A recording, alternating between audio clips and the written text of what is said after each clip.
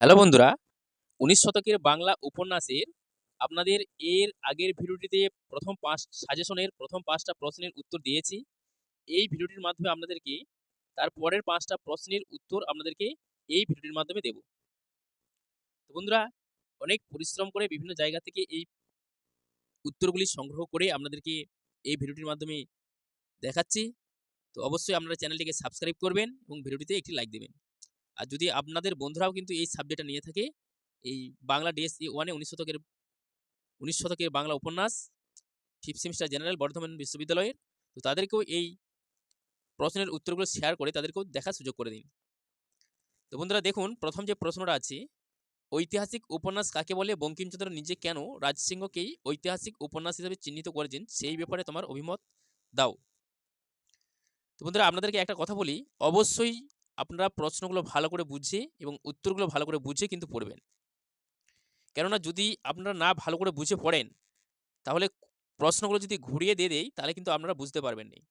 আপনাদেরকে যে সাজেশনে ১৩ টা প্রশ্ন দিয়েছি, এই ১৩ টা প্রশ্ন ভালো করে পড়লেই কিন্তু হবে। আপনাদের যে এক্সটার্নাল এক্সামিনেশনটা যে ফাইনাল পরীক্ষাটা ২০২৪ সালে হবে, সেখানে আপনারা কমন পেয়ে যাবেন। তো বন্ধুরা আমি একটু ভিডিওটি আস্তে, আস্তে দেখাচ্ছি, যাতে আপনারা সাথে, সাথে লিখে নিতে পারেন। তো অনেকেই কমেন্টে বন্ধুরা এই ১৩ টা প্রশ্নের উত্তর চাইছেন। তো তার উপর ভিত্তি করে ভিডিওটা তৈরি করলাম। দেখুন, ঐতিহাসিক উপন্যাস কাকে বলে? বঙ্কিমচন্দ্র নিজে কেন রাজসিংহকেই ঐতিহাসিক উপন্যাস হিসেবে চিহ্নিত করেছেন, সেই ব্যাপারে তোমার অভিমত দাও।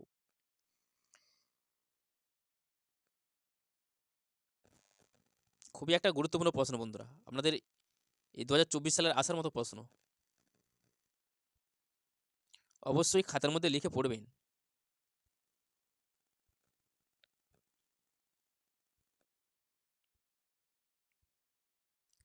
তার পরের প্রশ্নটা দেখুন, বাংলা উপন্যাস সাহিত্যে স্বর্ণকুমারী দেবীর অবদান সম্পর্কে আলোচনা করো। বাংলা উপন্যাস সাহিত্যে স্বর্ণকুমারী দেবীর অবদান সম্পর্কে আলোচনা করো।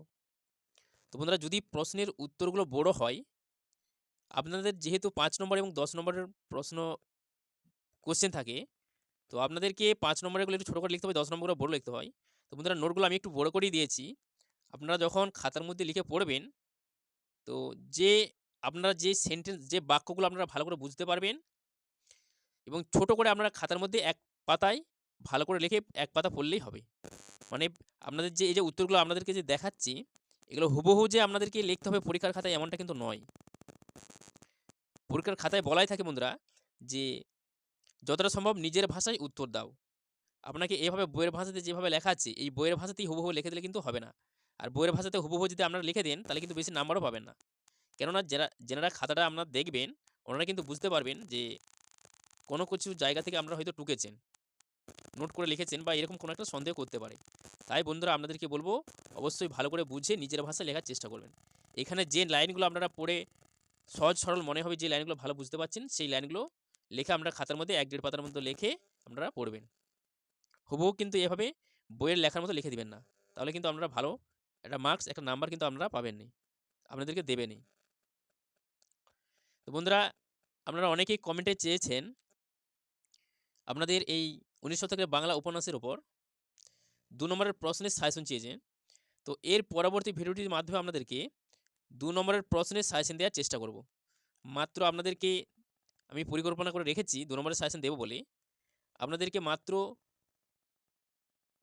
৩০ টি প্রশ্ন দেব। ৩০ টি থেকে ৪০ টি ৩০ টি প্রশ্ন দেব। ওই ৩০ টা প্রশ্নই কিন্তু ভালো করে পড়লে আপনাদের যে ১০ নম্বরের ২০ টা ১০ নম্বরের ২ নম্বরের ১০ টা প্রশ্ন করতে হয়, ১০ দুগুণে ২০, এই ২০ নাম্বারটা আপনারা কমন পেয়ে যাবেন। আপনাদের যে ২ নম্বরের টোটাল ১৫ টা প্রশ্ন থাকে, ওই ১৫ টা প্রশ্ন থেকে আপনাদের ১০ টা প্রশ্নের উত্তর লিখতে হয়। তো ওই যে ১০ টা প্রশ্ন আপনাদেরকে লিখতে হয় ২ নম্বরের, এই ১০ টা প্রশ্ন আপনারা আপনাদেরকে যে সাজেশনে ৩০ টা প্রশ্ন দেব, ওই ৩০ টা প্রশ্ন ভালো করে পড়লেই কিন্তু আপনারা কমন পেয়ে যাবেন। এবং বন্ধুরা আপনাদেরকে যে ১৩ টা প্রশ্নের এখানে সাজেশন আপনাদের দিয়েছিলাম, তো তার মধ্যে ১ম এর ভিডিওটিতে ৫ টা উত্তর দিয়েছি, এই ভিডিওটিতে ৫ টা উত্তর দিয়েছি প্রশ্নসহ। যে ৩ টে প্রশ্ন বাকি আছে, আপনাদেরকে যে ৩ টে প্রশ্ন বাকি আছে, ওই ২ নম্বরের সাজেশনের সাথে ওই ৩ টে প্রশ্নের উত্তর দিয়ে দেওয়ার চেষ্টা করব। তো বন্ধুরা অনেক পরিশ্রম করে ভিডিওটি তৈরি করেছি। তাই আপনাদেরকে বলব চ্যানেলটিকে সাবস্ক্রাইব করবেন এবং ভিডিওটিতে একটি লাইক দেবেন। এবং বেল বাটনের উপর ক্লিক করে অল নোটিফিকেশনটি অন করে রাখবেন। তাহলে কি হবে, আমি যখনই ভিডিও আপলোড করব আপনারা কিন্তু নোটিফিকেশনের মাধ্যমেই বুঝতে পেরে যাবেন, জানতে পেরে যাবেন।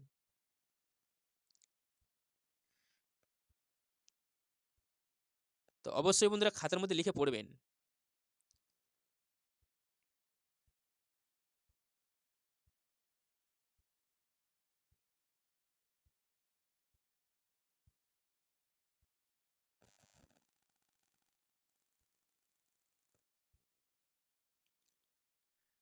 আপনাদের আর এক্সটার্নাল এক্সামিনেশনকে অর্থাৎ ফাইনাল পরীক্ষাকে তো অনেক কলেজে বন্ধুরা কিন্তু আপনাদের এক্সটার্নাল এক্সামিনেশনের জন্য অনেক কলেজে কিন্তু ফর্ম ফিল আপ হচ্ছে, অনেক কলেজে ফর্ম ফিল আপ হয়ে গেছে। বার্ডওয়ান ইউনিভার্সিটির বর্ধমান বিশ্ববিদ্যালয়ের অন্তর্গত বর্ধমান বিশ্ববিদ্যালয়ের আন্ডারে যে সমস্ত কলেজ আছে, অনেক কলেজে কিন্তু এক্সটার্নাল এক্সামিনেশনের জন্য অর্থাৎ ফাইনাল পরীক্ষার জন্য আপনাদের যে ফর্ম ফিল আপ কলেজে করতে হয়, ইতিমধ্যে অনেক কলেজে ফর্ম ফিল আপ হয়ে গেছে। তো বন্ধুরা বলবো আর বেশি এবার কিন্তু একটু ভালো করে নোটগুলোকে পড়ুন, না পড়লে কিন্তু আপনারা আর বেশি দিন সময় পাবেন নি। যদি এখন থেকে না ভালো করে পড়েন তাহলে কিন্তু আর সময় বেশি দিন পাবেন নি। তো বন্ধুরা আর সময় বেশি নাই, তারপর ভিত্তি করেই কিন্তু খুব অল্প প্রশ্ন দিয়েই কিন্তু নোটগুলো তৈরি করেছি, যাতে আপনারা সময় মতো পড়তে পারেন। যতগুলো সাবজেক্টের সাজেশন দিয়েছি খুব অল্প করে প্রশ্নেরই সাজেশন দিয়েছি, যাতে এই অল্প টাইমের মধ্যে আপনারা পড়ে কমপ্লিট করতে পারেন।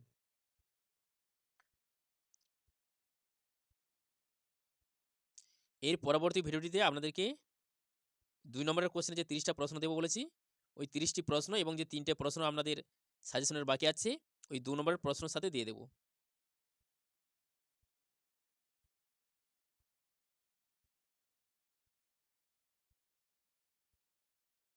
এই প্যারিজাজ মিত্র এটা পড়বেন। এটা খুবই আপনাদের এক্সটার্নাল এক্সামিনেশনের জন্য খুবই গুরুত্বপূর্ণ।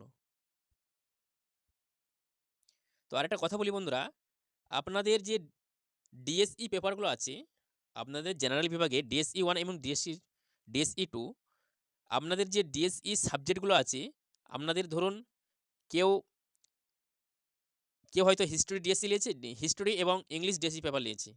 তো বন্ধুরা এই যে ডিএসই পেপারগুলো, এই পেপারগুলো কিন্তু আপনাদের বাইরের বাইরের কলেজে কিন্তু আপনাদেরকে পরীক্ষাটা কিন্তু দিতে হবে, আপনারা এটা জানেন। এবং আপনাদের যে এসএসসি এবং জিই পেপারগুলো আছে, এসএসসি 3 এবং জি1 যে পেপারগুলো আছে, সাবজেক্টগুলো আছে, এগুলো কিন্তু আপনাদের হোম সেন্টারে দিতে হবে, আপনাদের কলেজে দিতে হবে। তো বন্ধুরা এই এসএসসি 3 এবং জি1 এই সাবজেক্টগুলো কিন্তু অনেকটা কলেজ থেকে হেল্প পাওয়া যায় পরীক্ষা দেওয়ার সময়। তো বলার উদ্দেশ্যটাই হচ্ছে বন্ধুরা অবশ্যই কিন্তু ডিএসই পেপারগুলো ভালো করে পড়বেন। কেননা ডিএসই পেপারগুলো যদি আপনারা একটু লুজ করে পড়েন, কিন্তু আপনারা কিন্তু যখন বাইরের কলেজে যখন পরীক্ষাটা দিতে যাবেন, ওইখানে কিন্তু কোনো সুযোগ সুবিধা পাবেন নি। ওইখানে কিন্তু আপনাদের গার্ডও থাকবে।